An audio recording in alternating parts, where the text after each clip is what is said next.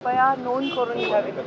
गेले काही आठवडे झाले जेव्हापासून मी शपथ घेतली आहे या विषयावर मी वेळोवेळी व्यक्त झालेली आहे आणि आज मी सकाळी गव्हर्नर साहेबांबरोबर निघाले होते.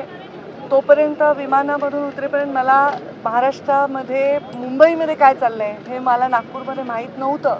आपण मला जे एकदम माईक लावून प्रश्न विचारला तोपर्यंत मला कल्पना नाही. अजूनही माझं कोणाशीही मुंबईत बोलणं झालेलं नाही.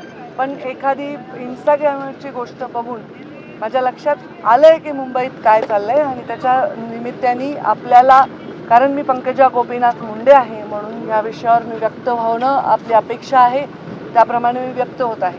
मी जे व्यक्त होत आहे त्याचा आपण सर्वांनी सन्मान ठेवावा. मी जे बोलणार आहे त्याच्यानंतर कुठल्याही प्रश्नोत्तरासाठी जागा राहणार नाही. हा विषय अत्यंत ह्युमन विषय आहे, माणुसकीच्या दृष्टीने महत्त्वाचा विषय आहे. मला आपण प्रश्न विचारणार आहात त्यापूर्वी मी हे सांगते की काही व्हिडिओ सोशल मीडियावर व्हायरल झाले संतोष देशमुखांना मारण्याच्या संदर्भातले. मला त्याच्याविषयीची माहिती नाही, पण इंस्टाग्रामवर मी फक्त एक पोस्ट पाहिली.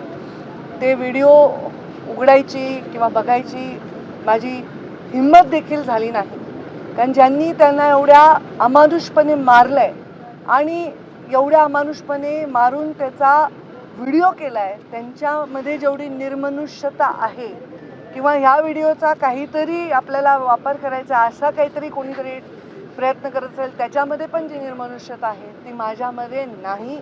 ते बघण्याची माझी हिंमत नाही. संतोष देशमुखांच्या हत्येनंतर मी पहिल्यांदा मुख्यमंत्री महोदयांना पत्र दिलं होतं आणि 12 डिसेंबरला मी याच्यावर संपूर्ण भाषण माझं आपण पहा ऑनलाईन आहे, मी व्यक्त झालेली आहे.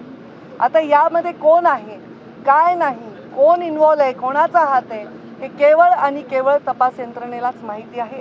त्यामध्ये कुठलाही हस्तक्षेप मी करण्याचं कारण नाही. एवढं मात्र नक्की सांगते की ज्या मुलांनी ही हत्या केलेली आहे त्या मुलांच्या मुळे समस्त राज्यातील समाज ज्यांचा काहीही दोष नाही तो सुद्धा मान खाली घालून गंभीरपणे वावरत आहे. खरं तर त्या समाजाची जी मुलं आणि ज्याची हत्या झाली त्याची एवढी निर्घृण हत्या झाली त्यामुळे तो समाज एका आक्रोशात वावरत आहे.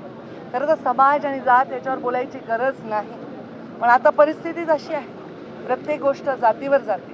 गुन्हेगाराला कुठलीही जात नसते. अमानुषपणे कोणाला निर्दयीपणे संपवणाऱ्याला कुठलीही जात नसते आणि त्याच्यावर एक निर्णय घेणाऱ्या राज्यकर्त्याला सुद्धा जात नसली पाहिजे.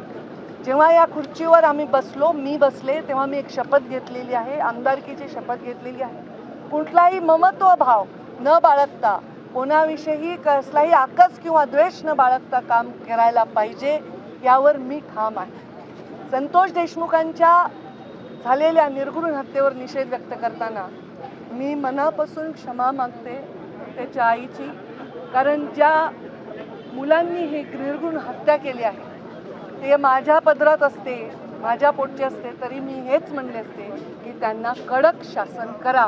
याच्या पलीकडे कोणताही राजकीय नेता, एखादं व्यक्तिमत्व, कोणीही भाष्य करू नये. आज अजून एक तुमचा एकदम उतावळेपणा येतोय की मी काय गंभीर बोलते याच्याकडे दुर्लक्ष करून. तर धनंजय मुंडेंचा राजीनामा झाला आहे, मी त्याचंही स्वागत करते. हा राजीनामा फार आधी व्हायला पाहिजे होता.